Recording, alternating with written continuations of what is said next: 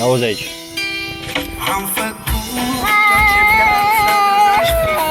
Ia cântă să te ia că știi.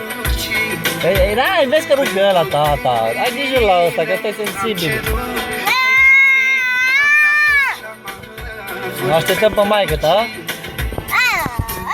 Eu cu David, interesul. O așteptăm pe Sorina, dar nu mai vine.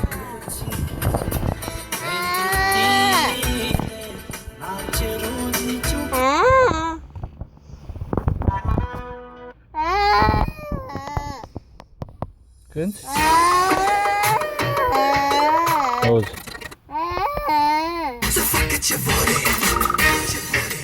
Dugi, dugi, dugi. Este un motiv când bărbații greșesc, când femeile lor nu mai găsesc ce își doresc. Sau din prea multă iubire o dau în plictiseală și din gelozie pur și simplu în prosteală. Există un motiv când bărbații greșesc, dar femeile lor nu mai găsesc ce își doresc. Sau din prea multă iubire o dau în plictiseală și din gelozie pur și simplu în prosteală. Bugi, bugi, buiaca, Guță și Madalina, avem un...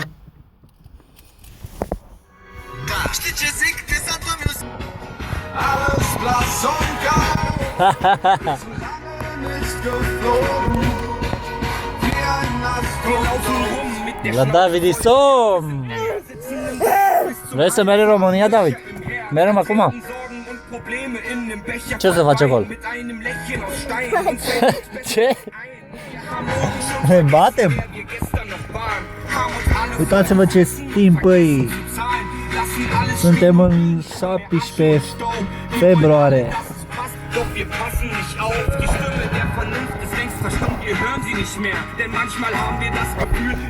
Avem plin de